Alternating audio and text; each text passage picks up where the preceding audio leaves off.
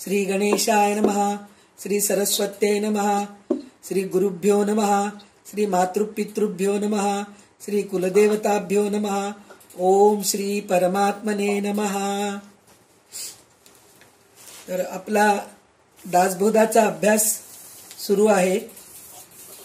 तर दशक पहिला संपला आणि दुसरा दशक सुरू झालेला आहे. तर दुसऱ्या दशकातलं आपण पहिलं, दुसरं, तिसरं समास संपवलो अभ्यासात. तर त्यात आपण मूर्खपणाची लक्षणे बघितलो पहिले, आणि त्याच्यानंतर उत्तम लक्षणे बघितलो, आणि त्याच्यानंतर कुविद्या लक्षणे बघितलो. त्यात हे सगळे कुविद्या उत्तम लक्षणामध्ये सुद्धा काय करू नये हे सांगितलंय रामदास स्वामींनी. तर म्हणजे आपण कसं वागायला पाहिजे, म्हणजे वाईट वागू नये, वाईट गुण आपल्यामध्ये राहू नये, ह्याच्यावर भर जास्त दिलेला आहे रामदास स्वामींनी. त्याचं कारण संध्या ते म्यूट करा फोन तुमचा. हा, तर त्याच्यामध्ये आपण काय करू नये तर आपले सद्गुण होतात, हे सगळं आपल्याला रामदास स्वामी सांगितलेले आहेत. आणि आता ह्याच्यानंतर सुद्धा आपल्याला भक्ती निरूपण सांगितलेलं आहे. तर भक्ती निरूपण हे कशासाठी आहे हे आपल्याला आता बघायचंय. भक्ती निरूपण, रजोगुण, तमोगुण, हे सगळं आपल्याला आजच्या भागात बघायचंय. तर संध्याताई मंगलाचरण आणि 20 ओवी वाचतील, मग मी निरूपणाला सुरू करेन. संध्याताई सुरू करा.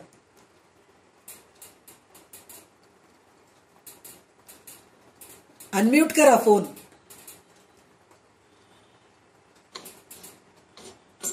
जय जय रघुवीर समर्थ, श्रीराम समर्थ, श्रीराम. गणेश शारदा चैव सद्गुरु सज्जनस्तथा, आराध्य दैवतं गुह्यं सर्वमे रघुनंदन. गणेश शारदा सद्गुरु संत सज्जन कुळेश्वरू, सर्व हि माझा रघुवीरू सद्गुरु रूपे. माझे आराध्य दैवत परम गुह्य गुह्यातीत, गुह्यपणाची मात नसले जेथे. यो जातो मरुदंशजो क्षितितले, संबोधयन् सज्जनान्. ग्रंथयो रचयन् सुपुण्यजनकम्, श्रीदासबोधाभिधम्. यः कीर्त्या पठनेन सर्वविदुषाम्, स्वान्तापहारी सदा. सोऽयं मुक्तिकरक्षितो विजयते, श्रीरामदासो गुरुः. मला वाटते अंतरी त्वा बसावे, तुझ्या दासबोधासी त्वा बोध व्हावे. अपत्या परी पाववी प्रेमग्रासा, महाराज या सद्गुरु रामदासा. ब्रह्मानंदं परमसुखदं केवलं ज्ञानमूर्तिं, द्वन्द्वातीतं गगनसदृशं तत्त्वमस्यादिलक्ष्यम्. एकं नित्यं विमलवचलं सर्वधी साक्षिभूतं, भावातीतं त्रिगुणरहितं सद्गुरुं तन्नमामि. गुरुर्ब्रह्मा गुरुर्विष्णु गुरुर्देवो महेश्वरः, गुरुः साक्षात् परब्रह्म तस्मै श्री गुरवे नमः.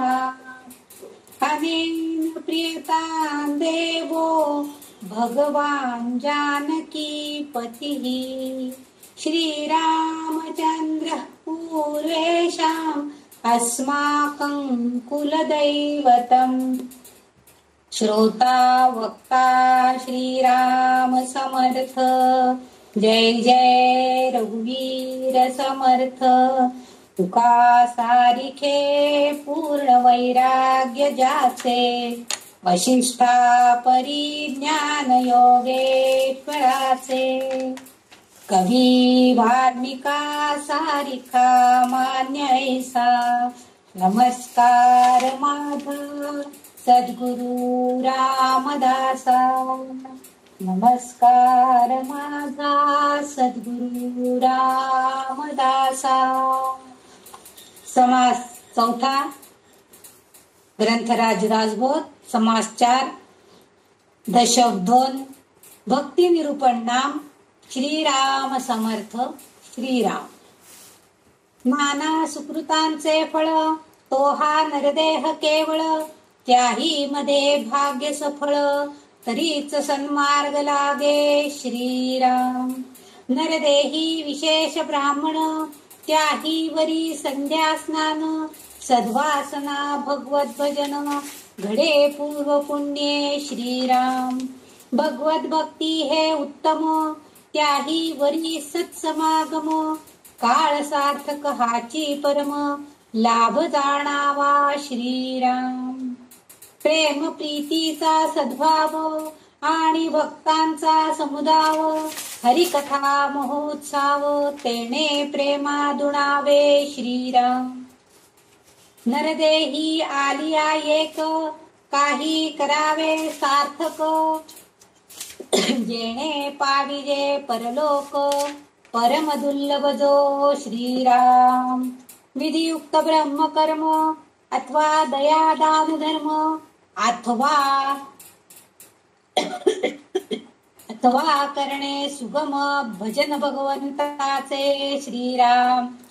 अनुतापे करावा त्याग अथवा करणे भक्तियोग नाही तरी धरणे संग साधुजनाचा श्रीराम.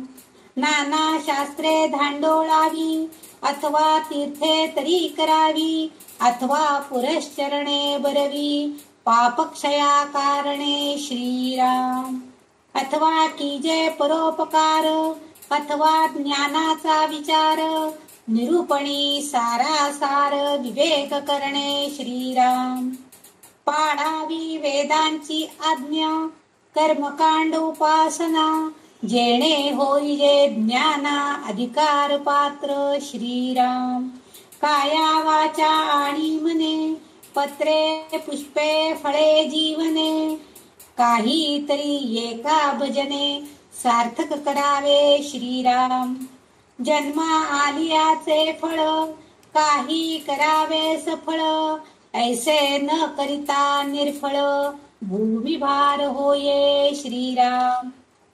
नरदेहाचे उचित काही करावे आत्महित यथानुशक्त्या चित्तवित्त सर्वोत्तमी लावावे श्रीराम. हे काहीच न धरी जो मनी तो मृत्यूप्राय वर्ते जनी जन्मा येऊनी तेने जननी वायाच कष्टविली श्रीराम. नाही संध्या नाही स्नान नाही भजन देवतार्चन नाही मंत्र जप ध्यान मानस पूजा श्रीराम.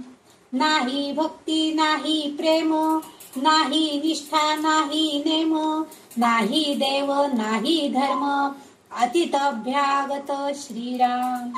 नाही सद्बुद्धी नाही गुण नाही कथा नाही श्रवण नाही अध्यात्म निरूपण ऐकिले कदा श्रीराम.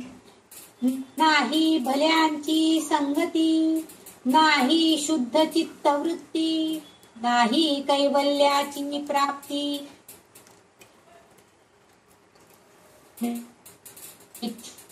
नाही न्याय नाही पुण्याचा उपाय नाही परत्रीची सोय युक्तायुक्त क्रिया श्रीराम. नाही विद्या नाही वैभव नाही चातुर्याचा अभाव नाही कळा नाही लाघव रम्य सरस्वतीचे श्रीराम. नाही शांती नाही क्षमा नाही दीक्षा नाही मित्री नाही शुभाशुभ काहीच नाही साधनाधिक श्रीराम. शुची नाही स्वधर्म नाही आचार नाही विचार नाही आरत्र नाही परत्र नाही मुक्त क्रिया मनाची श्रीराम.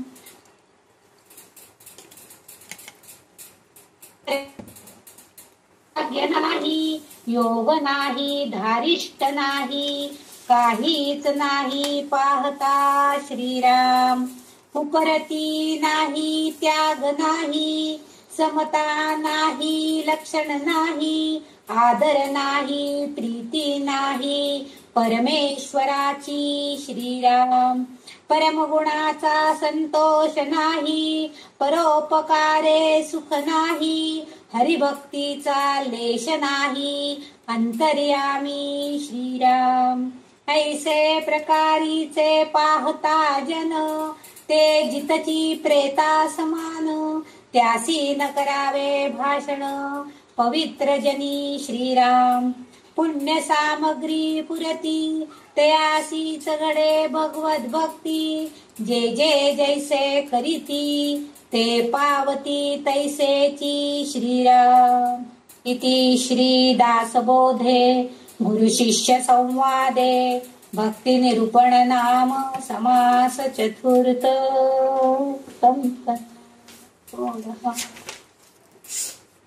तर 27 ओवीचाच समास असल्यामुळे पूर्ण ओवी घेतलं हे बरं झालं एका दृष्टीने. कारण काय म्हणून म्हटलं तर ते मध्ये मध्ये ब्रेक आल्यापेक्षा पूर्ण एक समास निरूपण बरोबर घेतलेलं बरं वाटतं. त्याच्यासाठी म्हणून पूर्ण ओवी वाचायला घ्यायला सांगितलं होतं. तर आता म्यूट करा.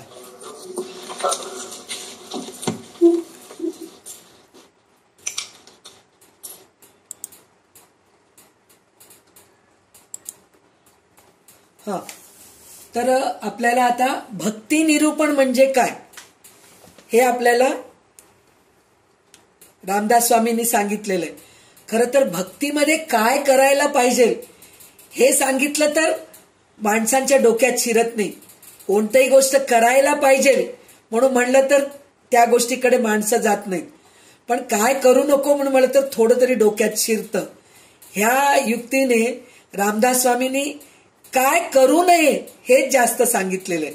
कारण आपण मूर्खपणाची लक्षणं बघितलो, उत्तमपणाची लक्षणं बघितलो, सगळे ह्याच्यामध्ये सगळ्यामध्ये कसं कुविद्या लक्षणं बघितलो. त्याच्यामध्ये रामदास स्वामींनी काय करू नये हेच जास्त सांगितलंय. आता भक्ती निरूपण मध्ये सुद्धा तेच सांगितलेलं आहे. म्हणजे भक्ती नसलेला माणूस कसा असतो, भक्ती असलेला माणूस कसा आहे हे सांगायची गरजच नसते. कारण काय ते दिसतं समोर आपल्याला. म्हणजे इतका सात्विक असतो तो दिसायला आणि त्याला बघितलं कीच कळतं की हा माणूस उत्तम गुणाचा आहे, सत्वगुणाचा आहे आणि ह्याच्यामध्ये भक्ती भरपूर आहे, अध्यात्म खूप आहे ह्याच्यामध्ये, हे आपल्याला दिसून येतं. तर त्याच्यासाठी म्हणून रामदास स्वामींनी काय करू नये हे सांगितलंय. आणि त्यात त्यांनी काय म्हणलेलं आहे, कितीतरी जन्माचं आपण पुण्य करून नरदेह प्राप्त झाले आपल्याला. किती पुण्य केल्याशिवाय आपल्याला नरदेह मिळत नसतं. कारण आपण पाप केलो की आपण खालच्या योनीत जातो. कुठल्याही योनीत येऊ शकतो, किडे मुंगे पक्षी प्राणी कशातही येऊ शकतो. तर त्यापेक्षा आपल्याला नरदेह मिळालेला आहे. आणि नरदेह नुसतं नरदेह मिळालेलं नाहीये, नरदेह मिळाल्यानंतर सुद्धा आपलं देह जे आहे ना सुदृढ आहे. कान नाही, डोळे नाही, नाक नाही, बोलता येत नाहीये, मुके आहेत, दिसत नाहीये, मला चालता येत नाहीये, पांगुळे आहोत आपण, एक हात नाहीये, काम करता येत नाहीये, असं काहीच नाहीये आपल्याला. एक वयामानाने काहीतरी एक आता रोगग्रस्त झालो असेल तर ते वयामानाने झालेले आहेत आपण, किंवा आपण असं त्रासाने म्हणजे आपण काहीतरी पाप कर्म केलो म्हणून असं आपल्याला झालंय असं काही नाहीये. पण कितीतरी लोकांना आपण बघतो, त्यांना बघितल्यानंतर आपल्याला असं वाटतं खरोखरच आपण किती जन्माचं पुण्य केलो. आपण एक आपल्या नरदेहाचं माणसाची वृत्ती कशी आहे आपली, की प्रत्येक वेळेस आपण काय विचार करतो, समोरचा माणूस श्रीमंत दिसला, किती श्रीमंत आहे, माझ्याजवळ काहीच नाहीये पहा, आपले हेच विचार येत असतं. आणि समोरच्या माणसाला काय हो त्या बाईला म्हणे बीपी नाही, शुगर नाही, काहीच नाही म्हणे, काय मस्त आहे होती बाई असं म्हणून म्हणतात. आणि मला पहा काय म्हणावं, बीपी शुगर सगळं गोळ्या घ्यावं लागतात असं म्हणून. म्हणजे आपल्याजवळ जे कमी आहे त्याचाच विचार करतो, जे जास्त आहे त्याचा विचार करत नाही. पण खरं तर ह्या गोष्टीचा आपण विचार करायला पाहिजे. जगामध्ये असे कितीतरी लोक आहेत की त्रासून गेलेले आहेत, आजारपणाने कंटाळून गेलेत. इथं न मृत्यू येते न इथं जिवंत राहून काही उपयोग नाहीये. अशा परिस्थितीमध्ये असलेल्या लोकांना बघितलं तर आपण किती नशीबवान आहेत. आपल्याला काही रोगराई नाहीये, आपण पांगुळे नाहीत, विकलांग नाहीयेत, काहीच नाहीये. आपल्याला इतकं चांगलं नरदेह मिळालेलं आहे. मग त्या नरदेहाचा उपयोग कसं करून घ्यायला पाहिजे हे आपल्याला कळत नाही. तर पहिल्या 2 ओवीमध्ये रामदास स्वामी तेच सांगतायत की आपल्याला इतकं चांगला नरदेह मिळालेला आहे, त्याचा उपयोग आपण चांगल्या गोष्टीसाठी करत नाहीत, सगळ्या वासनामध्येच बुडून राहतो आपण, अशी आपली वृत्ती आहे. तर आपण आता काय करू नये नरदेह मिळाल्यानंतर हे आपल्याला सांगतायत. तर तेच पूर्व पुण्याईने आपल्याला जे शरीर मिळालेलं आहे त्याचा आपण सार्थकी लावायला पाहिजे, चांगल्या गोष्टी करावायला पाहिजे. तर त्याच्यासाठी काय करावं आणि काय करू नये म्हणून सांगत आहेत ते म्हणतात की जिथं उत्तम हरिकथा चालते तिथं जाऊन बसावं, म्हणजे आपलं ज्ञान दुप्पट होते. आणि त्याच्यानंतर त्यांनी काय सांगितलंय, आपल्याला नरदेह मिळाला आहे तर त्यात आपण काय करायला पाहिजे, म्हणजे दया करावं, दान करावं, धर्म करावं, किंवा सोपे असे भगवंताचे भजन करावे. पश्चात्तापाने संसाराचा त्याग करावा, म्हणजे संसाराचा त्याग करावा म्हणजे अर्धवट संसार सोडून पळून जाणं हे बरोबर नाहीये. संसार व्यवस्थित करायला पाहिजे, कर्तव्य कर्मे पूर्ण करायला पाहिजे, आपल्या मुलांना सन्मार्गी लावायला पाहिजे, ते करून मग संसाराचा त्याग करायला पाहिजे, करून भक्ती मार्गास लागावे किंवा संतांचा समागम करावे, म्हणजे संतांच्या सहवासात राहावे. म्हणजे काय, संतांच्या समागम करावे म्हणून म्हणलं तर संत असतात, असे आश्रम असतात, चांगले चांगले आश्रम आहेत आजकाल तर खूप छान छान आहेत. वानप्रस्थ आश्रम आहे, म्हणजे काय म्हणतात आपले जे वयोवृद्ध झालेले आहेत त्यांच्यासाठी म्हणून वृद्धाश्रम आहेत. तिथं जाऊन चांगले संत असलेल्या ठिकाणी तिथं जाऊन आपलं जे उरलेलं जे आयुष्य आहे ते सन्मार्गाला लावावं. कारण इतके वर्ष आपण सगळं काय केलं, संसारामध्येच अडकून राहिलो. आपले मुलं, आपली बायको, आपला नवरा, आपला संसार ह्याच्यामध्येच आपण अडकून पडलो. तर म्हणजे भक्ती ज्या नाहीये ज्याच्यामध्ये, तो सगळ्या ह्या गोष्टी करतो. पण आपण ह्या सगळ्या गोष्टीचा त्याग करून आपण भक्तीचा हे करायला पाहिजे. तर त्याच्यासाठी काय करावं, अजून काय करावं, शास्त्रांचा खोल अभ्यास करावं, तीर्थयात्रा करावं आणि पुनश्चरणे करावं, म्हणजे वाचलेले पुस्तकं परत वाचायचं, वाचलेले ग्रंथ परत वाचायचं, हे असे सगळ्या गोष्टी करायचं. परोपकार करायचं, ज्ञान मार्गाचा विचार करावं, म्हणजे चांगले ग्रंथ वाचून आपल्याला ज्ञान कसं मिळेल, किंवा चांगल्या चांगल्या ग्रुपमध्ये जॉईन व्हायचं, त्याच्यामध्ये सगळे सत्संगाच्या गोष्टी बोललेल्या जातात आणि चांगल्या चांगल्या ग्रंथांचं वाचन होत असतं आणि गीता पठण होत असतात, रामरक्षाचे पठण होत असतं. आणि काही ठिकाणी असे ग्रुप असतात की आता आपल्या ग्रुपमध्ये पण छान देवी भागवत वाचन चालू आहे, ललिता सहस्रनामचं अर्थ आपण वाचत आहोत आणि दासबोधचा अभ्यास चालू आहे. अशा काहीतरी याच्यामध्ये आपण आपला वेळ घालवायचा प्रयत्न करायला पाहिजे.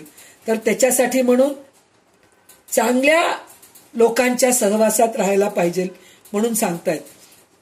आणि कर्मकांड पाळावं, वेदांची आज्ञा पाळावी, उपासना करावी आणि हे सगळं करून ज्ञान प्राप्त करून घेतलो तर आपल्याला चांगली पात्रता मिळते.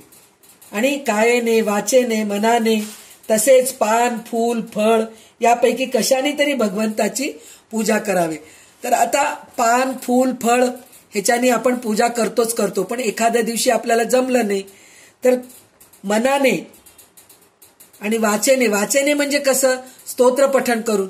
आता काही लोकांकडे असं असतं की पुरुषच घरची पूजा करतात, देवाची पूजा करतात.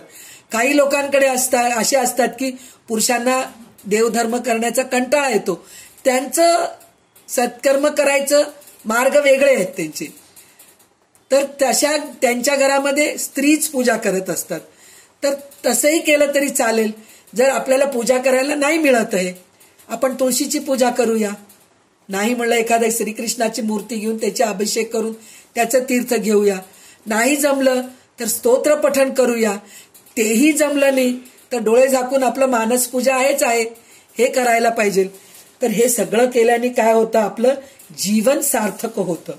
त्याच्यानंतर हे जे कोण करत नाही तो म्हणजे कसा असतो, म्हणजे ह्या सगळ्या गोष्टी जो करत नाहीये तो म्हणजे कोण असतो, तर आईला त्रास देऊन जन्मलेला माणूस आहे असं म्हणून सांगितलेलं आहे.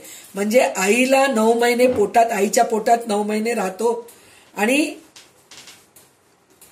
तिचे जे बाळणपणाचे जे त्रास असतं ते त्रास देऊन जन्माला येतो. जन्माला येऊन हे सगळं काही करत नाही, मग त्याचा उपयोगच काय, तो जिवंत असून मेल्यासारखा आहे असं रामदास स्वामी म्हणतात. म्हणजे विचार करा, जिवंत असून मेल्यासारखा म्हणून म्हणलं तर खरंच आहे ना. आपलं जीवन, आपलं आयुष्य कोणाला उपयोगालाच आलं नाही, फक्त आपलं संसार, माझा मुलगा, माझे मुलं, माझा नवरा, माझं घर, माझं मध्येच आयुष्य गेलं तर मग त्याचा उपयोग काय.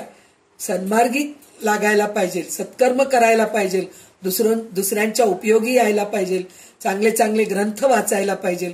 तेव्हा कुठं आपण परमेश्वराच्या चरणाशी जातो असं म्हणून. आणि जो माणूस हे सगळं करत नाही तो माणूस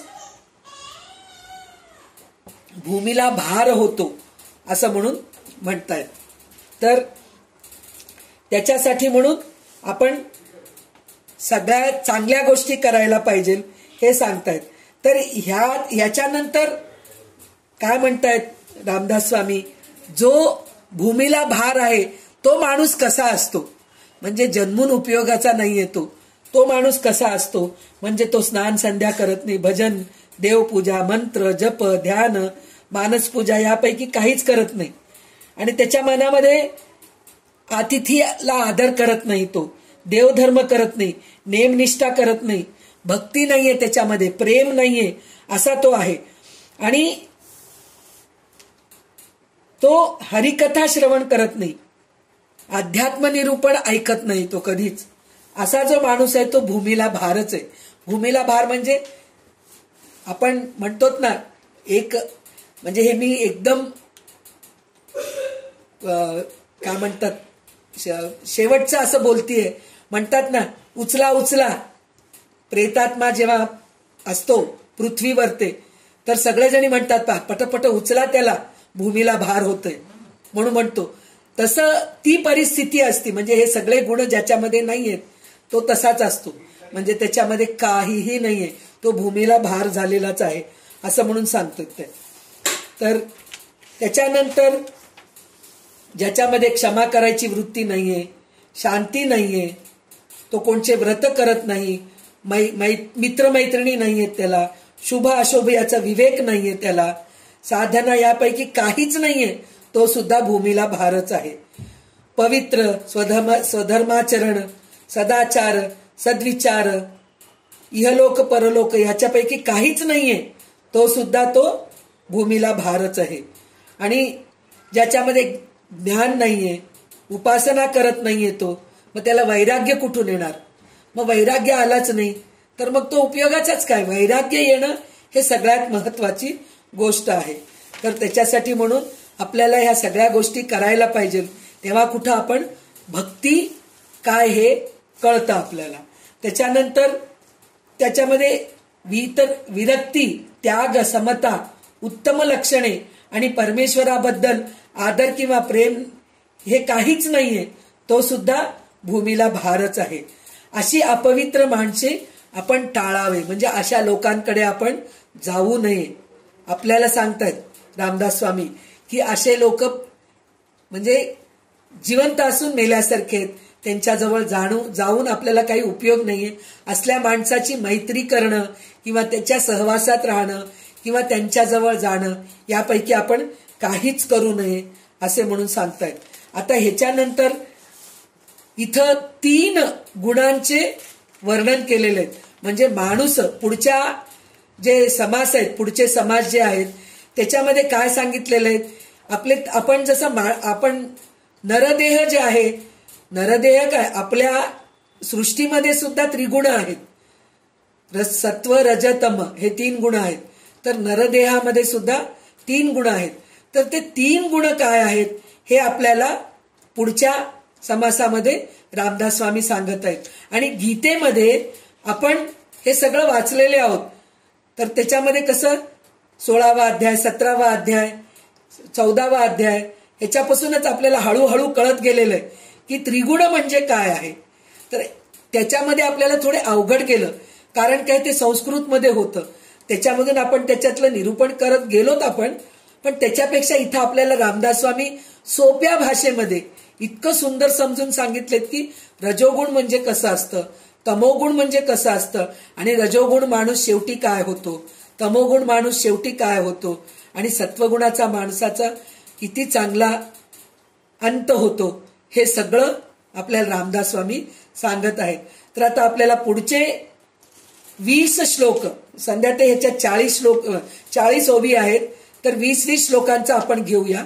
तर पुढचे 20 श्लोक पुढच्या समासातले तुम्ही घ्या. दशक 2 समास 5 रजोगुण लक्षण नाम. श्रीराम समर्थ. श्रीराम. मुळी देह त्रिगुणाचा, सत्व रज तमाचा, त्यामध्ये सत्वाचा उत्तम गुण श्रीराम. सत्वगुणे भगवत भक्ती, रजोगुणे पुनरावृत्ती, तमोगुणे अधोगती, पावती प्राणी श्रीराम. ऊर्ध्वं गच्छन्ति सत्वस्था, मध्ये तिष्ठन्ति राजसाः, जगन्यगुणवृत्तिस्था, अधो गच्छन्ति तामसाः. भगवद्गीतेतला श्लोक आहे. त्यातही शुद्ध आणि सबळ, तेही बोलिजे ते सकळ, शुद्धतेची जे निर्मळ, सबळ साधक जाणावे श्रीराम. शुद्ध सबळाचे लक्षण, सावध परिसा विचक्षण, शुद्ध तो परिमार्थी जाण, सबळ तो संसारिक श्रीराम. तया संसारिकांची स्थिती, देही त्रिगुण वर्तती, एक येता दोन्ही जाती निघोनिया श्रीराम. रज तम आणि सत्व, येण्याची चाले जीत्व, रजोगुणाचे कर्तृत्व दाखवू आता श्रीराम. रजोगुण येता शरीरी, वर्तणूक कैसी करी, सावध होऊनी चतुरी परिसावे श्रीराम. माझे घर माझा संसार, देव कैचा आणिला थोर, ऐसा करी जो निर्धार, तो रजोगुण श्रीराम. माता पिता आणि कांता, पुत्र सुना आणि दुहिता, इतुक्यांची आई वाहे चिंता, तो रजोगुण श्रीराम. बरे खावे बरे जेवावे, बरे ल्यावे बरे नेसावे, दुसऱ्याचे अभिलाषावे, तो रजोगुण श्रीराम.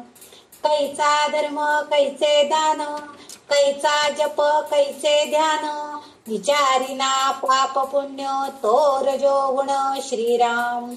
तेणे नेणे तीर्थ नेणे व्रत, नेणे अतीत अभ्यागत, अनाचारी मनोगत, तो रजोगुण श्रीराम. धनधान्याचे संचित, मन होये द्रव्यासक्त, अत्यंत कृपण जीवित्व, तो रजोगुण श्रीराम. मी तरुणा मी सुंदर, मी बलाढ्य मी चतुर, मी सकळांमध्ये थोर म्हणे तो रजोगुण श्रीराम. माझा देश माझा गाव माझा वाडा माझा ठाव ऐसी मनी धरी हाव तो रजोगुण श्रीराम. दुसऱ्याचे सर्व जावे माझे चिबरे असावे ऐसे आठवे स्वभावे तो रजोगुण श्रीराम. कपट आणि मत्सर उठे देही तिरस्कार अथवा कामाचा विकार तो रजोगुण श्रीराम. बाळकावरी प्रसन्न ममता बाळकावरी ममता प्रीतीने आवडे कांता लोभ वाटे समजता तो रजोगुण श्रीराम. जीवलगांची खंती जेणे काळे वाटे चित्ती तेणे काळे श्री जगती रजोगुणाला श्रीराम. संसाराचे बहुत कष्ट कैसा होईल शेवट मनास आठवे संकट तो रजोगुण श्रीराम. तर इथं रजोगुणाचं वर्णन केलेले आहे. रजोगुण माणूस कसा असतो हे त्यांनी सांगितलेलं आहे. तर रजोगुण म्हणजे काय की ना इकडचा आहे ना तिकडचा आहे. सत्वगुण म्हणजे सात्विक गुणाचा. सात्विक गुण म्हणजे सगळे चांगले गुण असतात.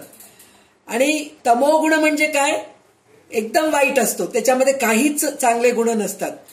पण हे रजोगुणाचा माणूस कसा असतो, चांगला म्हणजे फक्त आपलाच विचार करतो. आपलं संसार आपलं घर आपलं दार ह्याच्यावरच त्याचं विचार असतं. आपले नातेवाईक हेच विचार असतं, दुसऱ्यांबद्दल कधी विचार नसतं. म्हणजे स्वार्थी माणूस असतो तो रजोगुणाचा माणूस आहे. तर ते माणसाला कसं ओळखायचं हे आपल्याला इथं त्यांनी सांगतात. तर पहिल्या 2 श्लोकामध्ये त्यांनी काय सांगितलेलं आहे, पहिल्या 2 ओवीमध्ये काय सांगितलेलं आहे म्हणलं तर माणसाचे जे देह आहे त्याच्यामध्ये त्रिगुण भरलेले आहेत. म्हणजे सत्वगुण सुद्धा आहे, रजोगुण सुद्धा आहे आणि तमोगुण सुद्धा आहे. पण त्याच्यामध्ये कसं आहे म्हणून म्हणलं तर जे एक गुण वर येतं तर बाकीचे 2 गुण खाली निघून जातात, तसं आहे. तर त्याच्यामध्ये सांगितलेलं आहे, गीतेचं श्लोक सांगितलेलं आहे, ऊर्ध्वं गच्छन्ति सत्वस्ता मध्ये तिष्ठन्ति राजसः जगन्य गुण वृत्तिस्था अधो गच्छन्ति तामसः. म्हणजे काय म्हणतायत ते की सत्वगुणामुळे भगवंताची भक्ती उत्पन्न होते आणि रजोगुणामुळे पुन्हा पुन्हा जन्म घेऊन यावं लागतं आणि तमोगुणामुळे प्राणी खालच्या योनीत जातो. म्हणजे अधोगती ऊर्ध्वं गच्छति. ऊर्ध्वं गच्छति म्हणजे वर जातो. सत्वगुणाचा जो माणूस असतो तो वर जातो, म्हणजे चांगल्या ठिकाणी पोचतो, स्वर्गात जातो, देवाच्या पायाशी जातो. पुनर्जन्म त्याचं जे होईल, आपण इतकं म्हणजे माणूस नरदेह घेतलेला फार कमी, म्हणजे करोडोमध्ये एखादा माणूस असतो असा असतो की तो मोक्ष पावतो, म्हणजे देवाच्या चरणाशीच जातो. पण बाकीचे सगळ्या लोकांना पुनर्जन्म आहे.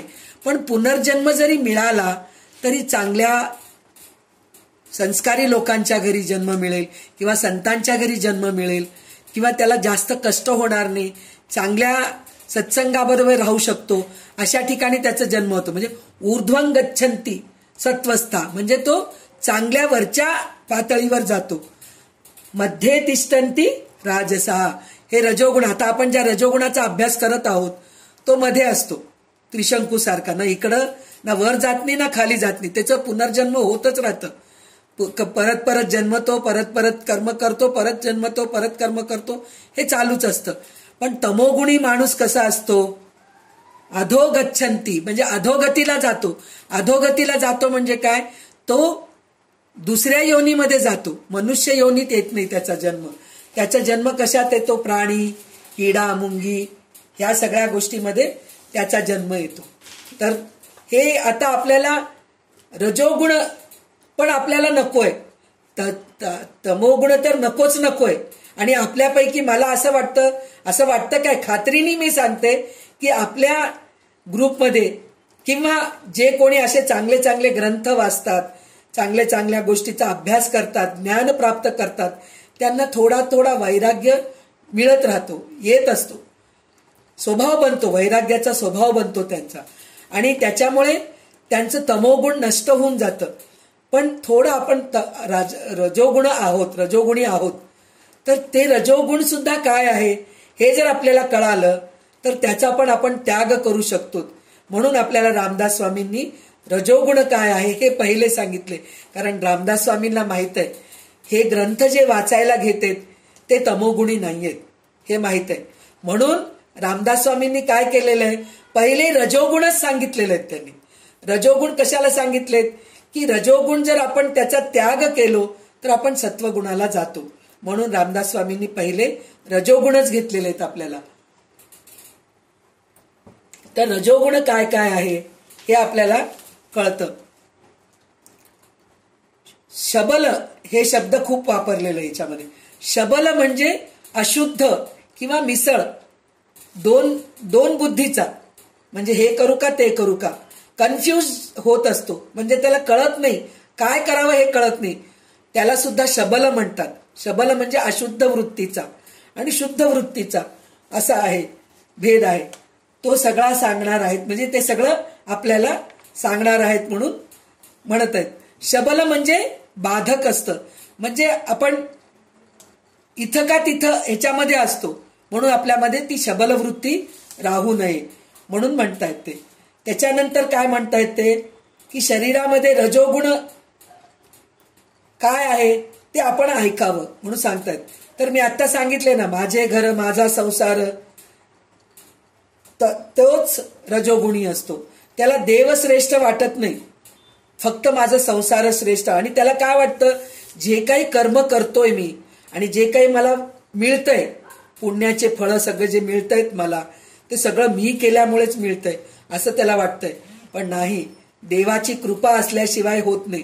त्याचं आपल्याला उदाहरण कसं काय म्हणून म्हणलं तर, याच्या अगोदर पण आपण पुष्कळदा बघितलो की आपण काही कार्य ठरवतो, सगळं काही व्यवस्थित करतो, सगळं सामान आणलं जातं, सगळ्यांना आमंत्रण देतो, पुरोहितांना बोलावतो, स्वयंपाक्याला बोलावतो, सगळं डेकोरेशन होतं, सगळं काही पहिल्या दिवशी सगळं आपण तयारी करून ठेवतो, सगळं काही होतं.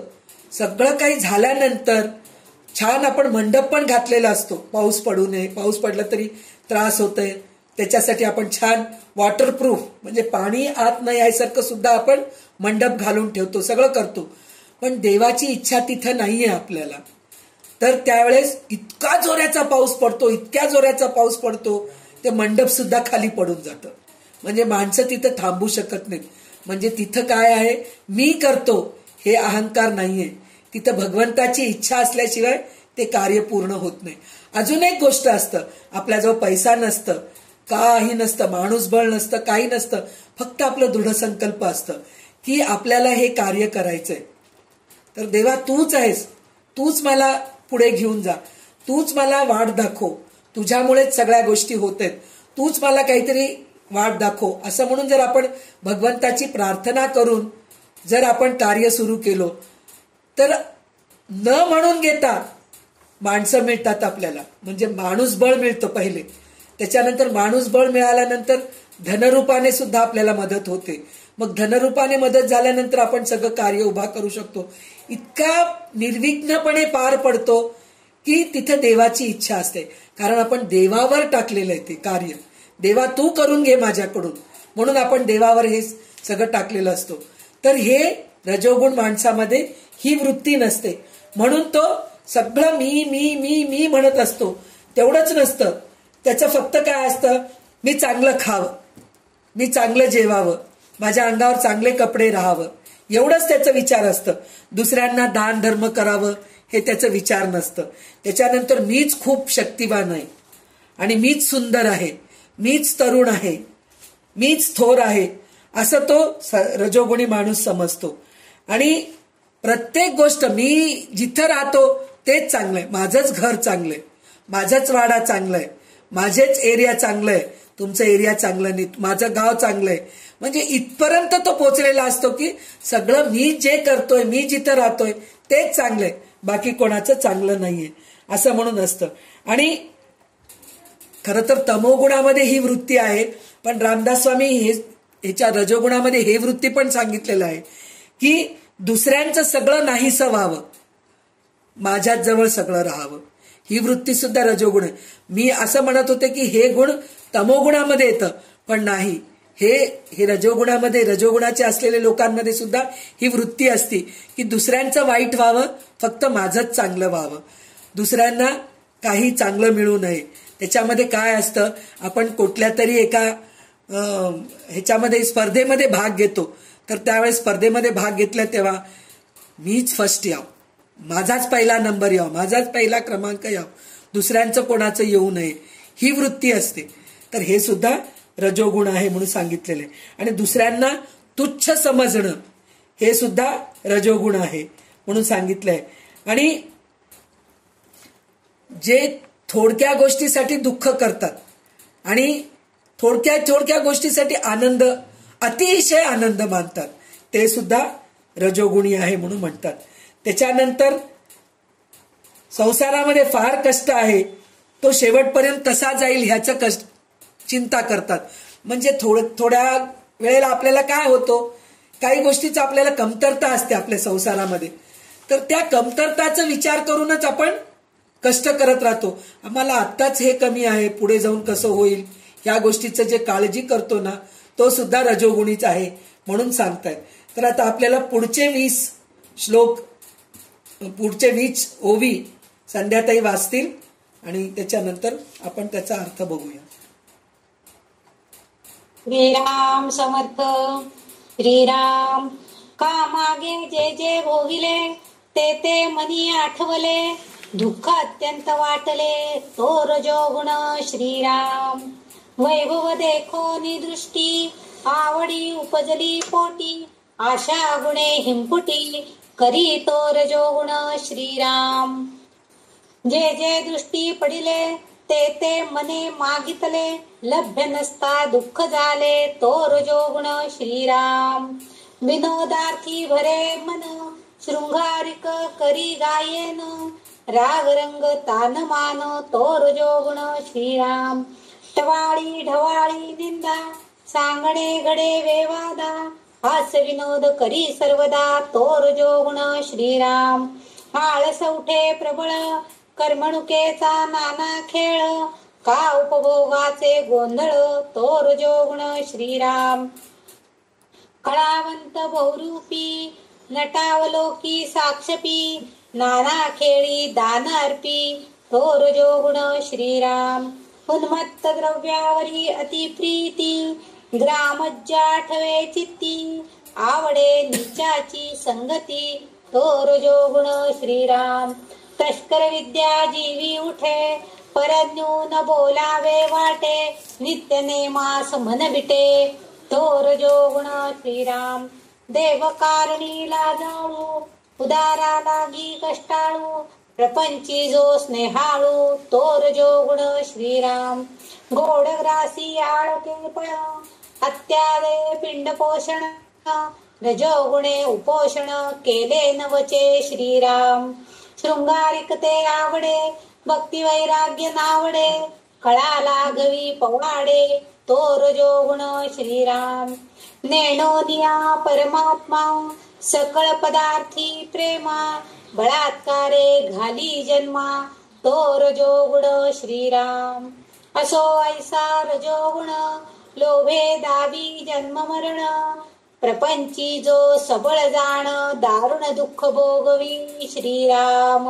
आता रजोगुण हा सुटेना, संसारिक हे तुटेना, प्रपंची गुंतली वासना, व्यासोपाय कोण श्रीराम.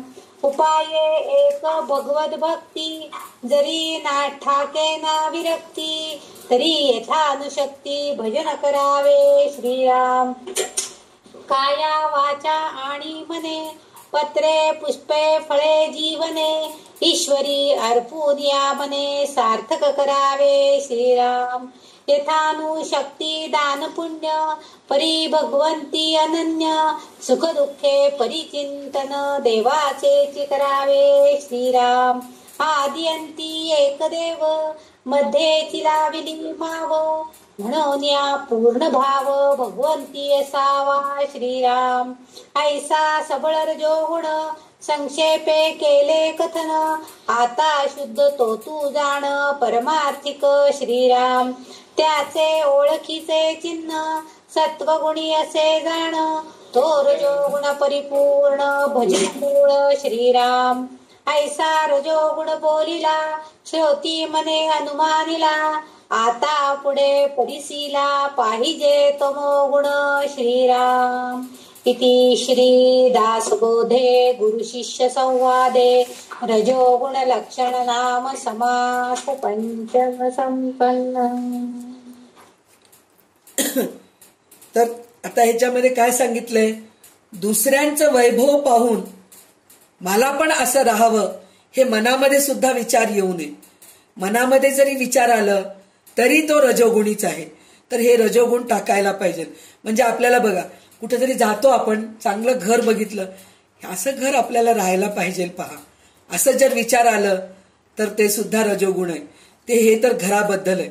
साडीचं पण एखादी चांगली साडी दिसली, काय सुंदर साडी आहे नी, आपण आपल्याजवळ पण अशी साडी राहील तर बरं असतं.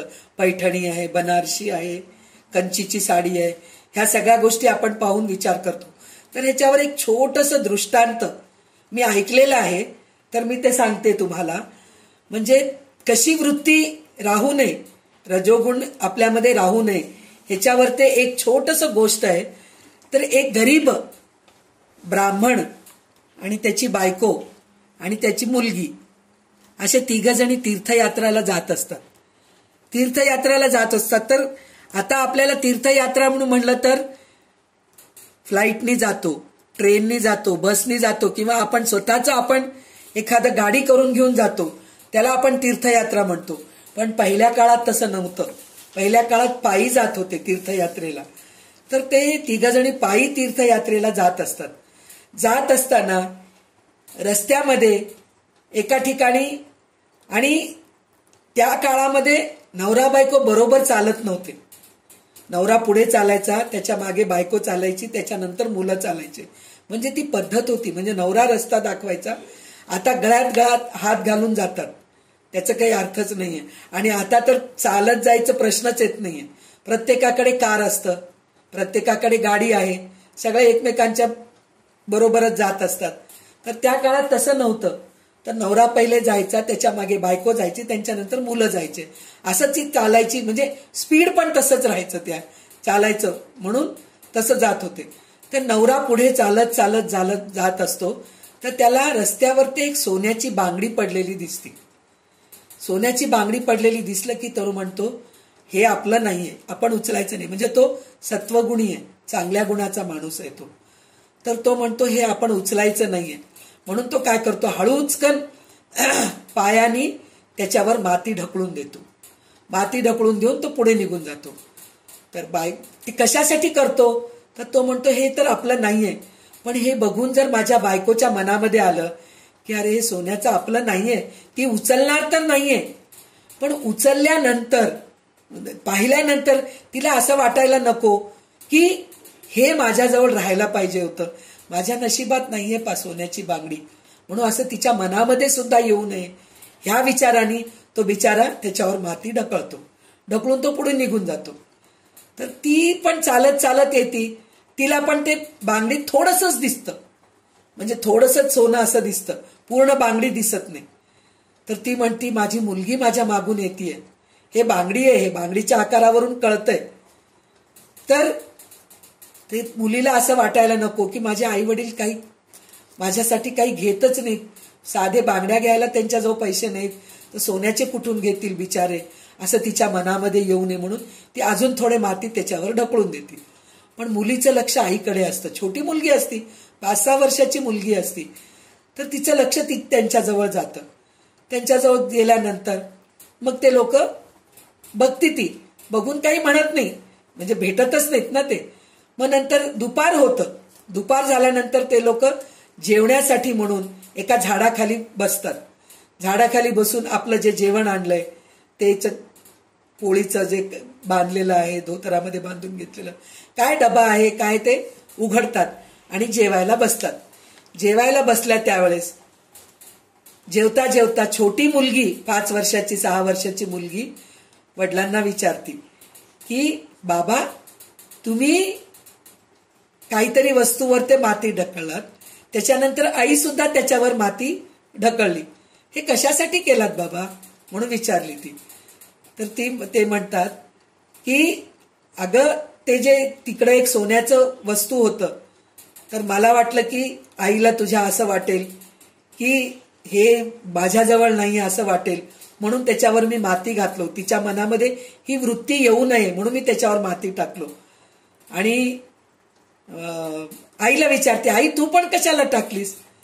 तर त्यावेळेस ती म्हणती अगं मला तर विचार आलाच नाही, मला येत नाही, कारण मला लहानपणापासून तसले संस्कार आहेत म्हणून तसे विचार येत नाही, पण तुला येऊ नये ह्याच्यासाठी म्हणून मी त्याच्यावर माती ढकलले असं म्हणून ती म्हणते. म्हणलं तर ती 5 वर्षाची मुलगी काय उत्तर देत असेल ह्याचा तुम्ही विचारही करू शकत नाही. ती मुलगी म्हणती आई बाबा तुम्ही लहानपणापासून हे शिकवलात मला की सोनं आणि माती एक समान आहे, त्याच्यावरती आपल्याला आसक्ती नको आहे. जस माती आणि सोनं हे एकसारखं आहे, ते आपल्या उपयोगाला येणारच नाहीये, ते त्याचं काही हेच नाहीये, ते सगळं मातीत मिसळणार आहे शेवटी, म्हणून तुम्ही मला सांगितलं तर माझं लक्ष पण त्याच्याकडे गेलं नसतं म्हणून म्हणली. म्हणजे विचार करा आई वडिलांपेक्षा ती किती वैरागी आहे, म्हणजे किती वैराग्य आहे त्या मुलीच्या ह्याच्यामध्ये. म्हणजे ती सोन्याला आणि मातीला एक समान बघतीये. पण हे लोक विचार करतात की अरे असं विचार आलं तर कसं. म्हणजे हे जे विचार येणं जे आहे हे सत्वगुण आहे. लहान मुलीचं जे विचार आहे किती पुढे गेलेली आहे, तिच्यामध्ये वैराग्य किती आलेलं आहे, तर तिच्यामध्ये सत्वगुण आहे. पण ह्यांच्यामध्ये अजून रजोगुण आहे. ते म्हणतात की हे विचार सुद्धा येऊ नये म्हणून मी प्रयत्न करतो. पण त्यांना हे कळालं नाही की आपण जे संस्कार दिलोत आपल्या मुलीमध्ये, पण त्यांच्यामध्ये पण तेच सत्वगुण आहे. त्यांनी स्वतः विचार केले नाहीत माझ्याकडे यावं मला पाहिजे म्हणून विचार केले नाहीत. माझ्या मुलांमध्ये माझ्या बायकोमध्ये हे विचार येऊ नये हे विचार करून त्यांनी केले. म्हणजे रजोगुण हे जे आहेत ना टाकून आपण सत्वगुणाकडे जायला पाहिजे हे आपल्याला रामदास स्वामी कळवतात. तर त्याच्यानंतर त्यांनी सांगितलेलं आहे रजोगुणामध्ये काय काय आहे. तर तो कसं कर्मणुकीची खेळ, म्हणजे आपण जे आताच्या भाषेमध्ये सांगायचं म्हणून म्हणलं तर असे कितीतरी बायका म्हणा जगामध्ये आहेत, असेच आहेत, किटी पार्टी मनवतात, शॉपिंगला जातात, अशा गोष्टीचं इच्छा त्यांना असते. हेच प्रवचन कीर्तनला जायचंय म्हणलं तर ते येत नाही हो, काय काय कंटाळा तर काय वय आहे काय माझं, ते शेवटी करायचं असतं, देवधर्म करायचं. आता मी ते सगळ्या गोष्टी करत नाही. मला मॉलमध्ये जायला आवडतं, मला सिनेमा बघायला आवडतं, मला खेळ खेळायला आवडतं, पत्ते खेळायला आवडतं, अशा सगळ्या गोष्टी मला आवडतात. मी ह्या गोष्टीमध्ये येत नाही. म्हणजे हे सगळं रजोगुण आहे म्हणून सांगितलं. आणि जो नाटक वगैरे करतो कलावंत असतो तो पण रजोगुणीच असतो म्हणून सांगितलेलं आहे. त्याच्यानंतर लोकांच्या भानगडीमध्ये जातो, मला काय करायचंय म्हणून सोडून देत नाही, ह्यांचं काय चाललंय त्यांचं काय चाललंय या गोष्टीचा विचार करत राहतो, तो सुद्धा रजोगुणी आहे म्हणून सांगितलंय. आणि दुसऱ्यांचे दोष दाखवत राहतो, स्वतःचं पाठ स्वतःला दिसत नाही, स्वतः काय चुक्या करतो ते त्याला स्वतःला दिसत नाही, पण दुसऱ्यांचे दोष मात्र त्याला दिसत राहतं. समोरचा माणूस काय चूक करतोय हे सगळं त्याला दिसत असतं. तो माणूस पण रजोगुण आहे. आणि देवाचं कार्य करायचं म्हणून असलं तिथं त्याला लाज वाटते, म्हणजे देवळात जायला सुद्धा त्याला लाज वाटते आणि देवपूजा करायला सुद्धा लाज वाटते. घरचं जे आपल्या घरचे कुलधर्म कुलाचार आहे ते करायला सुद्धा त्याला कंटाळा येतो, तो रजोगुणी आहे असं म्हणून सांगितलेलं आहे. आणि शृंगारिक गोष्टी म्हणजे नटण्यामध्ये ज्यांना इच्छा आहे, सतत नटत राहायला पाहिजे, मी सुंदर दिसायला पाहिजे, ह्यासाठी धडपड करणं हे सुद्धा रजोगुण आहे म्हणून सांगितलंय. आणि त्याच्यानंतर काय सांगितलंय, सर्व दृश्य वस्तूवर ते प्रेम करतो. दृश्य वस्तू म्हणजे काय, आपण ह्याच्या अगोदर हे सगळं आपण वाचलेलं आहे. पुन्हा पुन्हा आपल्याला रामदास स्वामी आपल्याला सांगतायत की ह्या सगळ्या गोष्टी तुम्ही करू नका. दृश्य वस्तू म्हणजे गाडी, बंगला, हे सगळं जे आहे, पैसा, अडका, सोनं, नाणं, कपडा, हे सगळं जे आहे ना, हे सगळे दृश्य वस्तू आहेत. ह्याच्यावरतीच इच्छा, त्याच्यावर आपण आकर्षण होतो. त्या सगळ्या गोष्टीकडून आपण दूर होऊन देवाचं नामस्मरण करण्याचा विचार करायला पाहिजे. आणि तो त्याच्यामध्ये गुंतल्यामुळे ते जर नाही मिळालं की तो दुःखात जातो, तो रजोगुणी आहे असं म्हणून म्हणतायत. आता रजोगुण सुटता सुटत नाही आपल्याला, कारण त्याच्यामध्येच आपण अडकलेले असतो. तर ते सुटत नाही म्हणून आपण प्रपंचामध्येच अडकून राहतो, आपण वासनेमध्येच अडकून राहतो.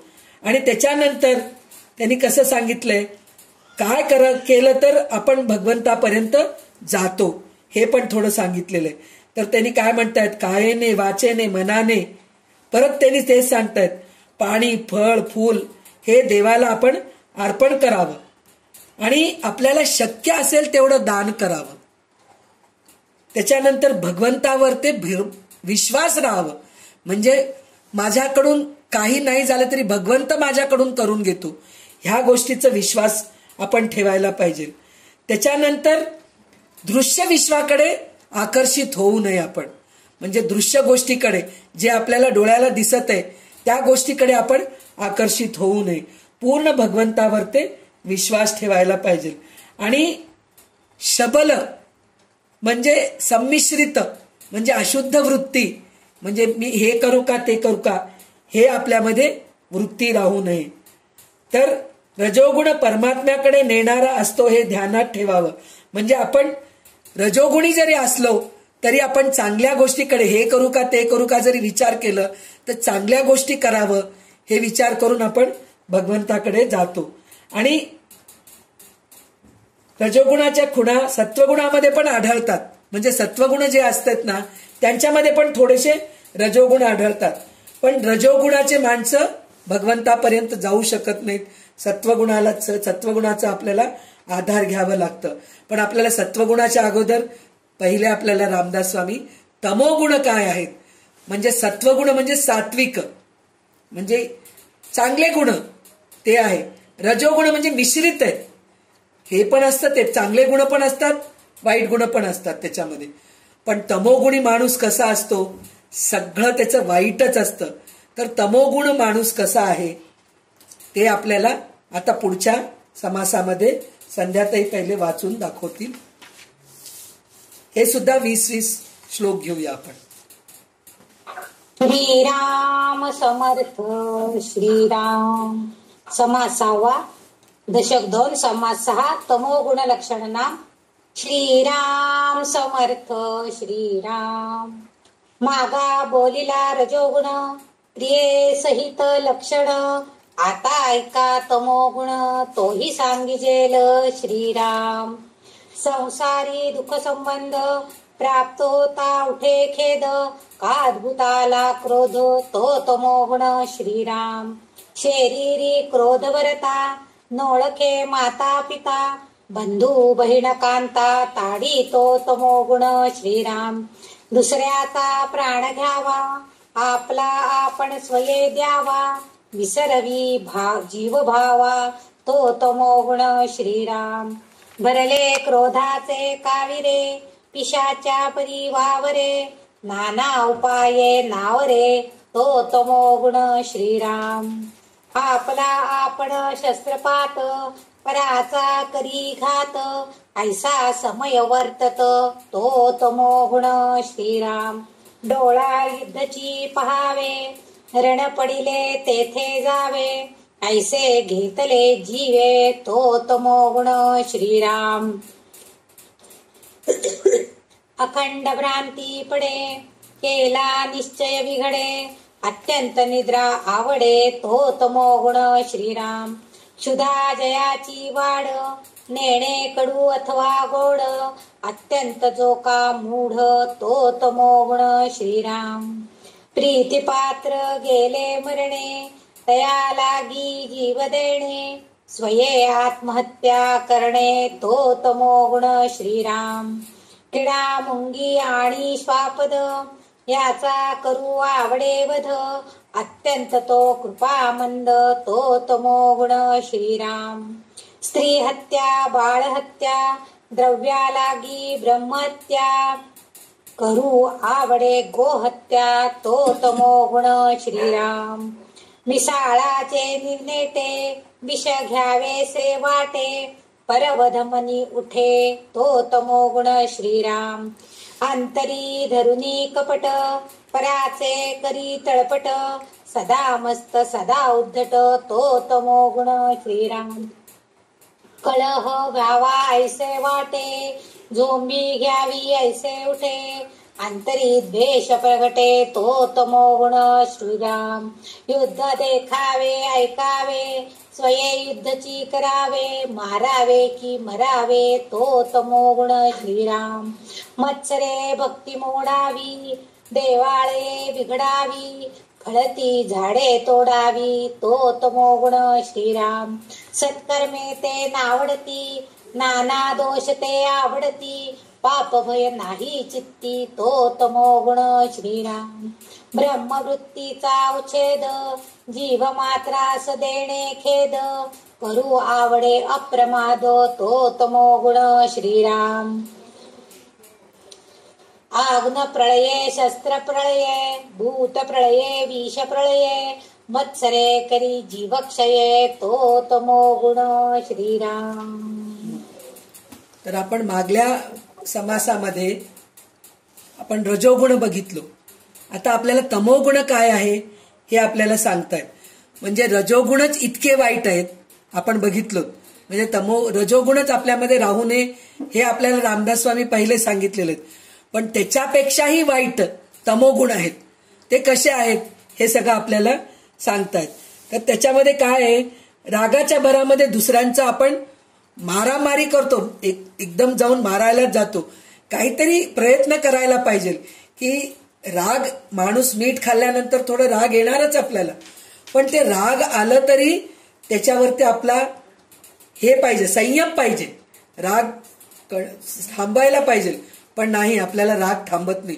मग त्या रागाच्या भारामध्ये आपण काय करतो, आपल्याला क्रोधात भवती सम्मोह, सम्मोहात स्मृती विभ्रम, हे आपल्याला भगवद्गीतामध्ये सांगितलेलंच आहे. म्हणजे एकदा राग आल्यानंतर आपल्याला काय होतं हे सगळं आपल्याला भगवद्गीतामध्ये सांगितलेलं आहे. म्हणजे एकदा आपल्याला राग आलं की आपण सगळं काही विसरून जातो. आपला माणूस आहे म्हणून विसरून जातो, दुसरा माणूस आहे म्हणून विसरून जातो. मग आपल्या रागामुळे दुसऱ्यांना किती त्रास होतो ह्या गोष्टी विसरून जातो. तर हे आपण तसं करू नये. हे जे करणारे आहेत ते तमोगुणी आहेत. म्हणजे त्याच्यामध्ये त्यांनी काय सांगितलेलं आहे, तर एकाच्या मागे लागलं ना की त्याच्या पिच्छाच पडायचं. म्हणजे आता एक उदाहरण म्हणून सांगतेय, सगळे तसे नसतात. एकदा आपला मुलगा चूक केला तर त्याला आपण रागवतो, मारतो, आणि मारायलाच पाहिजे, रागवायलाच पाहिजे, कारण पुन्हा ती चुकी करणार नाही तो. म्हणून आपण आपल्या मुलांना आपण रागवतो, मारतो. पहिले आपण रागवून बघायचं, नंतर मारायचं, जर ऐकलाच नाही तर मारायचं. पण प्रत्येक वेळेस त्याची चुकी जर दाखवत बसलो, तुला कळतच नाही, तुला अक्कलच नाही, तू असंच करतोस, तू तसंच करतोस, म्हणजे त्याच्यावर आपण काय संस्कार करतोय. सतत त्याच्या पिच्छाच पडत आहेत, सतत त्याला रागवत आहेत. तेच तू हे छान केलास बरं का, असं जर आपण म्हणलो तर किती छान वाटतं. आता आपण भगवद्गीता शिकताना म्हणा, आता संध्या ते आपल्याला रुद्र शिकवले, सौंदर्य लहरी माधवी शिकवली आपल्याला. तर ते शिकवताना आपल्याकडून किती चुक्या झाल्या असतील, पण प्रत्येक वेळेस नाही, तुम्ही पहिल्यांदा म्हणतायत ना, खूप छान म्हणतायत, पुढे अजून चांगलं शिकताल, तुम्ही पुढे गेल्यानंतर अजून छान म्हणताल. जर असं म्हणालो आपण तर शिकायचं आपल्याला इच्छा उत्पन्न होते. पण तेच काय ग, कितीदा सांगावं तुम्हाला आम्ही, ते सांगितलेलं सांगतेय, शिकतच नाही, तुमच्या डोक्यातच शिरत नाही. जर असं म्हणलं तर पुढच्या वेळेस आपल्याला ते क्लास जॉईन करावं वाटत नाही. नको बाबा, सारखं ते रागवत राहतात, त्यांच्या क्लासमध्ये न गेलेलं बरं, असं म्हणून आपण हे करतो. म्हणजे हे तमोगुणी जे लोक असतात ना, हे असे असतात, सतत रागवायचं त्यांच्या डोक्यामध्ये असं असतं. आणि दुसऱ्यांवर ते शस्त्र चालवून घात करतात. म्हणजे मारामारी करायच्या, म्हणजे नुसतं हाताने नाही, चाकू, तलवारी, बंदूक घेऊन जे करत असतात ते तमोगुणी असतात.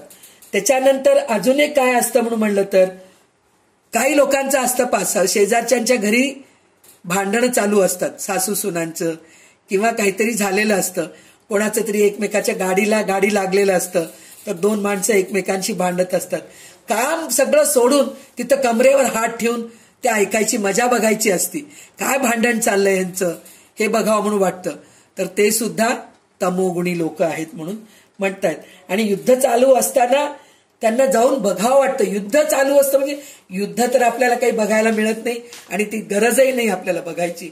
पण कोणाचं तरी छोटं जरी भांडण चालू असलं तर त्याच्यात मजे घेतात. हा मस्त चाललंय, चालू द्या, आपल्याला तर मजा येऊ लागले असं बघत राहतात ना, ते सुद्धा तमोगुणी आहेत म्हणून सांगतात. आणि नेहमी डोक्यामध्ये गोंधळच असतं, काय करावं कळतच नाही, तो सुद्धा तमोगुणीच आहे. म्हणजे एक विचार पक्क राहत नाही. आता म्हणतो नाही मला आज क्लासला यायचंय म्हणून म्हणतो, क्लासला यायचंय म्हणून 3 वाजले की नाही आता ते क्लास काय करायचंय, मी टीव्ही बघत बसते, असं विचार असतं. म्हणजे हे सुद्धा तमोगुणीचेच लोकांचंच वृत्ती आहे.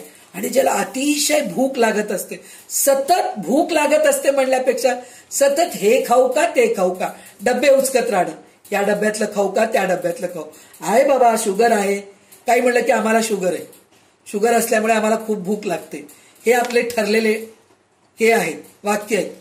पण शुगर जरी असलं 2 तासानंतर मी एवढं खाईन, काहीतरी खाईन, पण नाही, सतत 24 तास स्वयंपाकघरातच लक्ष, हे खाऊ का ते खाऊ का, हे खाऊ का ते खाऊ, तो सुद्धा तमोगुणी आहे. आणि अतिशय झोपप्रिय, निद्राप्रिय, सतत झोपून राहावं वाटणं, काही काम करावं वाटत नाही, तो सुद्धा तमोगुणी आहे म्हणून म्हणतात.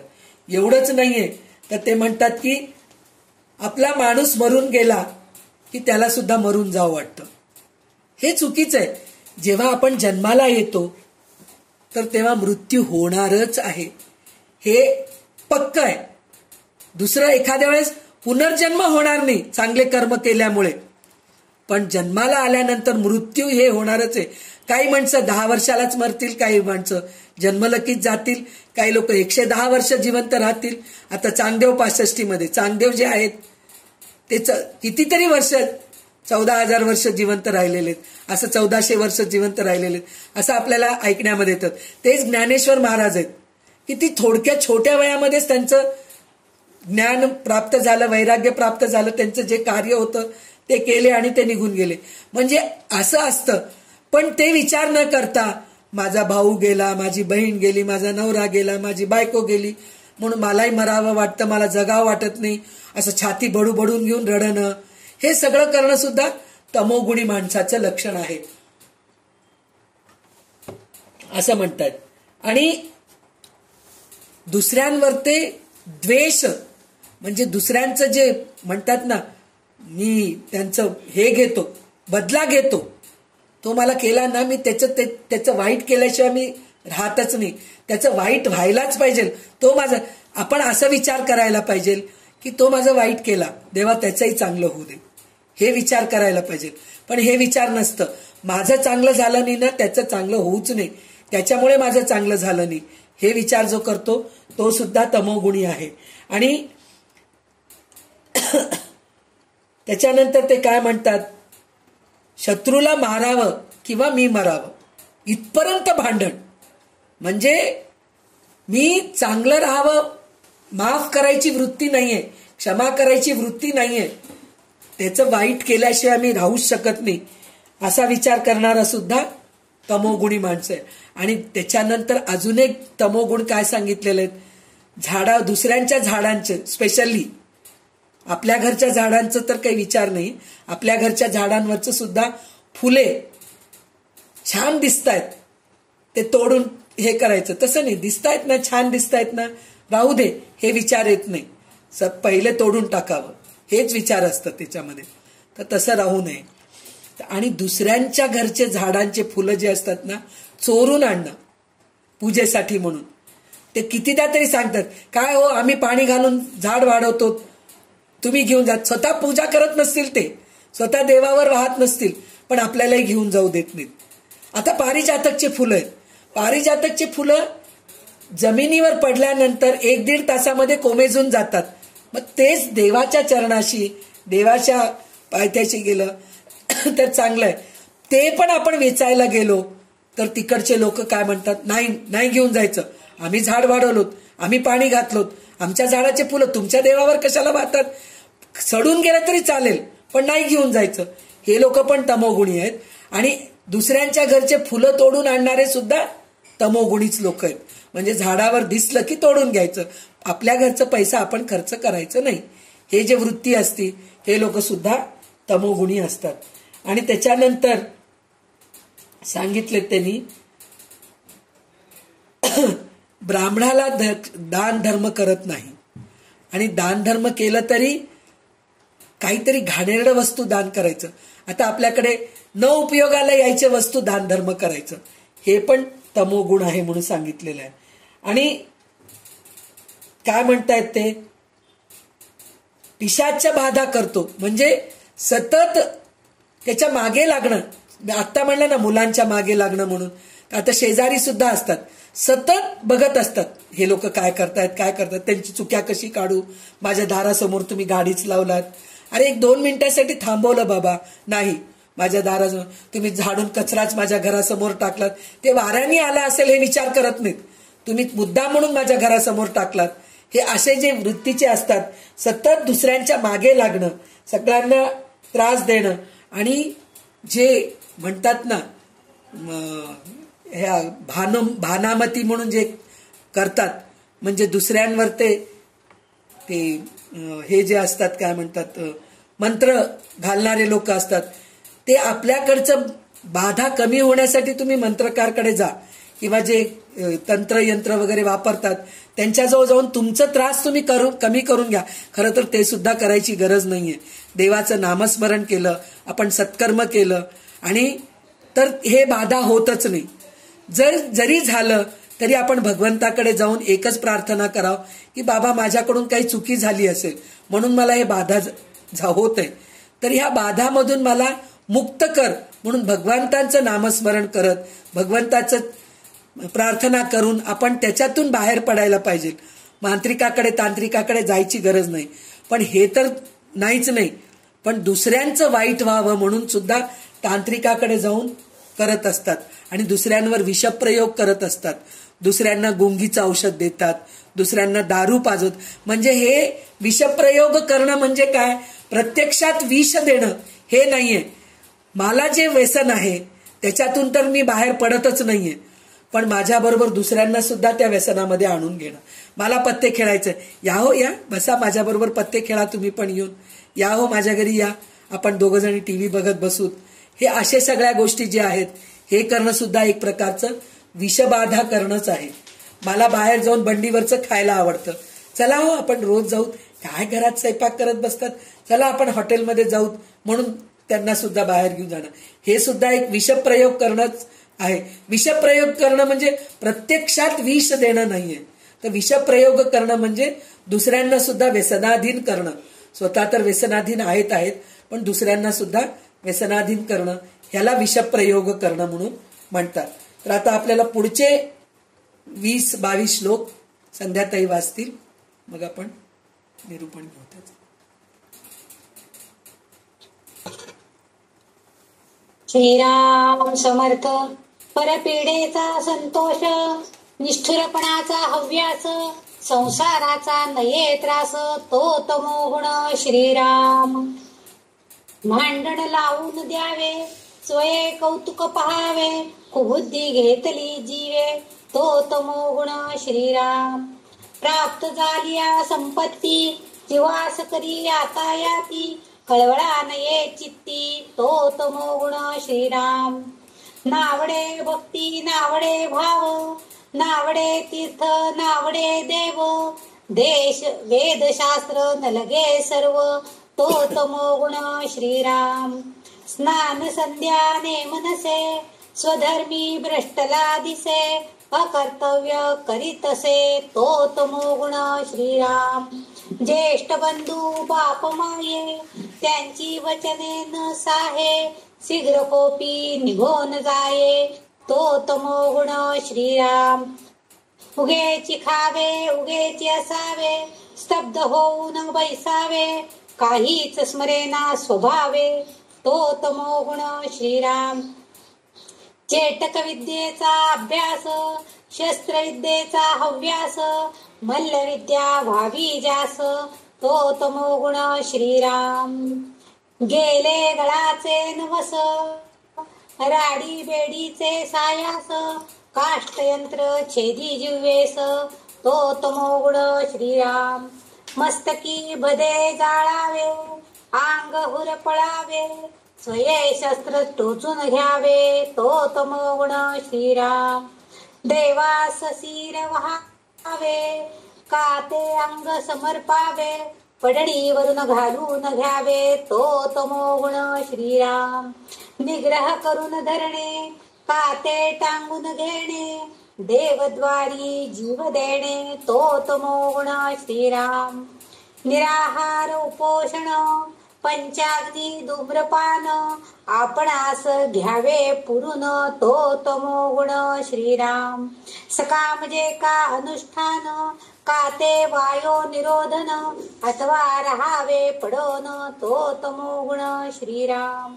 नखे केश वाढवावे, हस्तची वर्ते करावे, अथवा वाक् शून्य व्हावे, तो तमोगुण श्रीराम.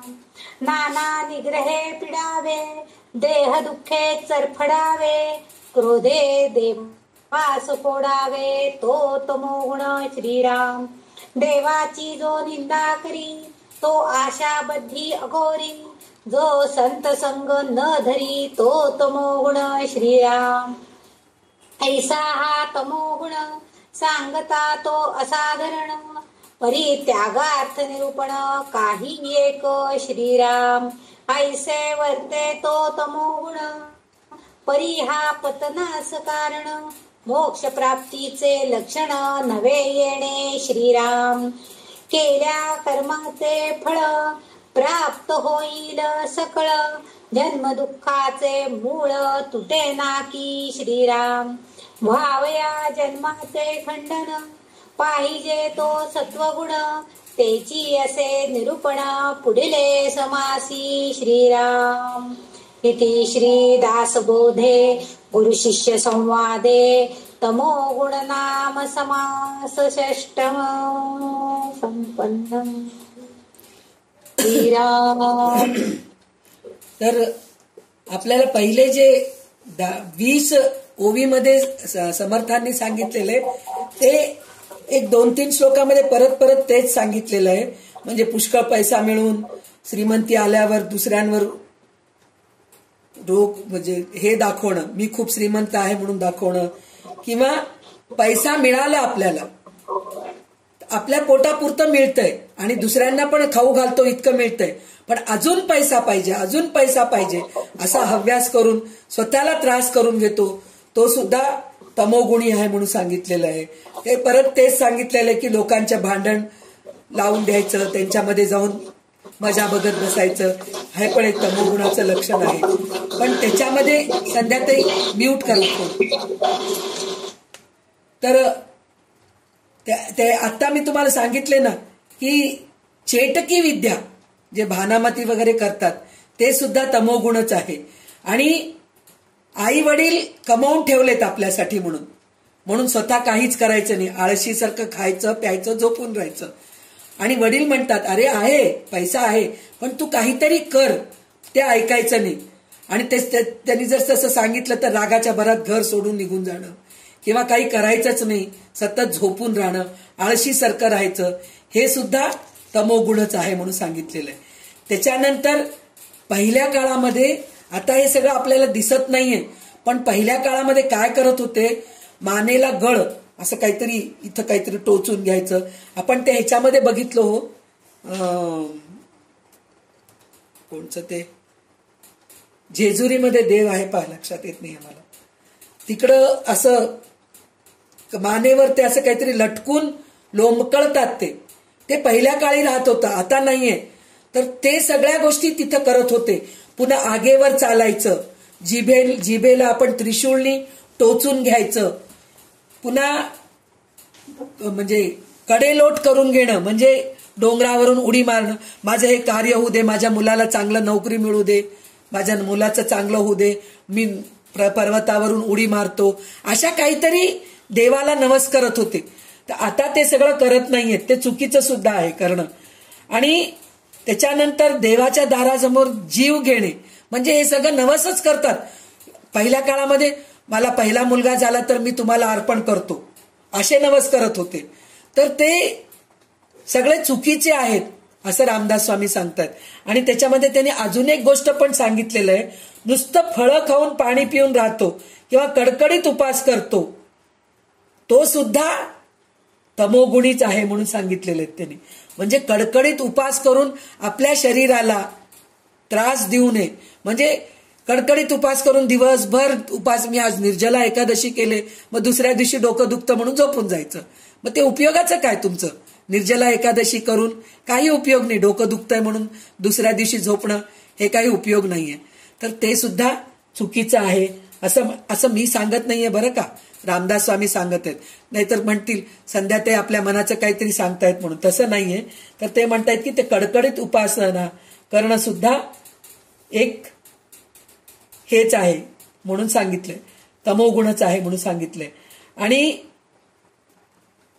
नुसतं प्राणायाम करून राहणं, मी काहीच करत नाही, नुसतं जमिनीवर ते झोपून राहणं, म्हणजे हे सगळे जे आहेत ना हठयोगी लोक करतात.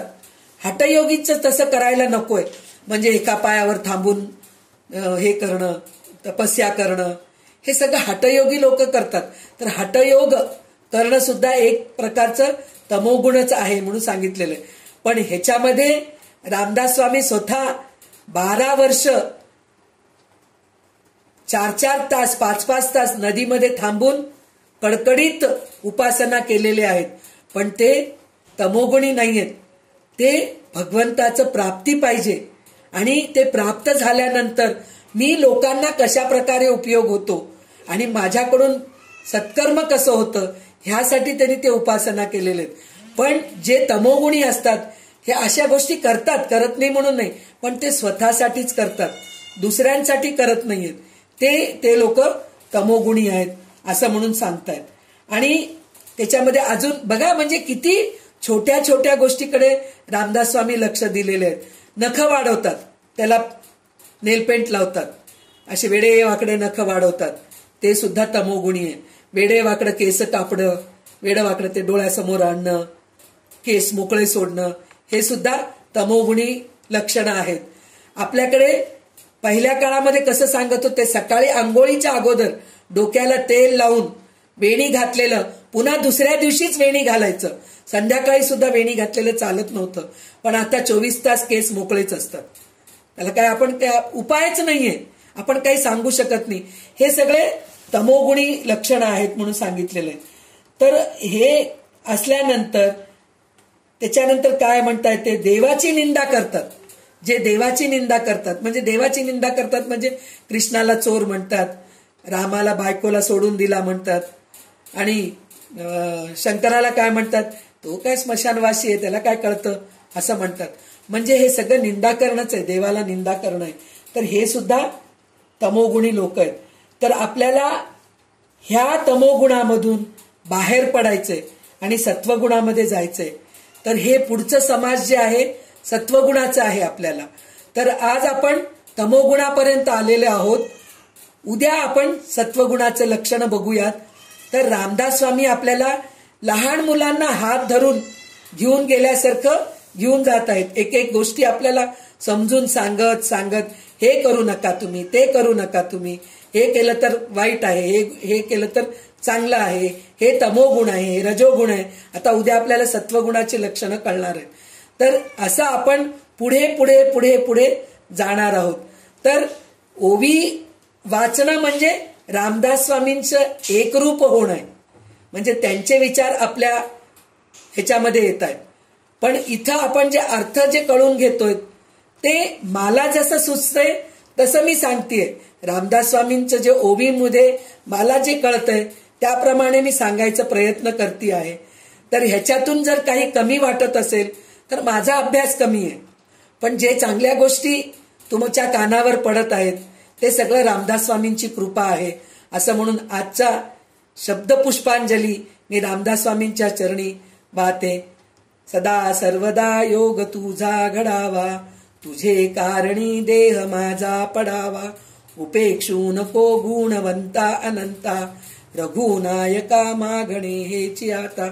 असं मी रघुनायकाला प्रार्थना करते की सतत मी दुसऱ्यांच्या उपयोगी व्हावं, असं माझं देह राहू दे भगवंता. म्हणून मी रामदास स्वामींच्या चरणी आणि रामांच्या चरणी प्रार्थना करते. आणि ह्याच्या पुढे संध्याताई आपल्याला कल्याणकरी रामराया म्हणतील, मग त्याच्यानंतर आपला क्लास थांबेल. अनम्यूट करा फोन. श्रीराम समर्थ श्रीराम. कल्याण करी राम राया, कल्याण करी राम राया. देवराया कल्याण करी राम राया. जनहित विवरी जनहित विवरी, कल्याण करी राम राया. दयाळा कल्याण करी राम राया. तळमळ तळमळ होतची आहे, होतची आहे. हे जन हाती धरी दयाळा, हे जन हाती धरी दयाळा. कल्याण करी राम राया. देवराया कल्याण करी राम राया. अपराधी जन चुकतची गेले, चुकतची गेले. तुझी सावरी दयाळा, तुझी सावरी दयाळा. कल्याण करी राम राया. देवराया कल्याण करी राम राया. कठीण त्यावरी कठीणची झाले, कठीण त्यावरी कठीणची झाले. आता नदीसे उरी दयाळा, आता नदीसे उरी दयाळा. कल्याण करी राम राया. देवराया कल्याण करी राम राया.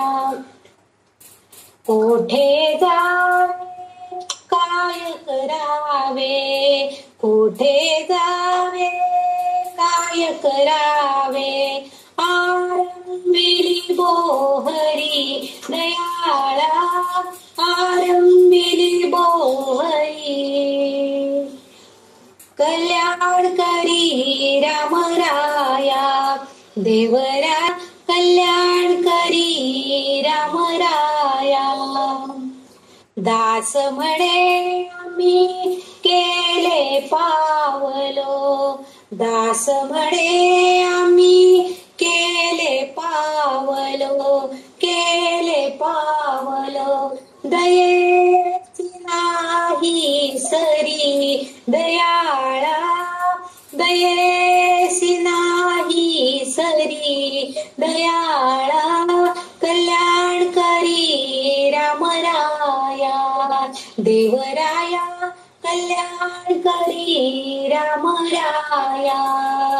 जनहित विवरी जनहित विवरी, जनहित विवरी जनहित विवरी. कल्याण करी राम राया. देवराया कल्याण करी राम राया. राम राया. जय जय रघुवीर समर्थ.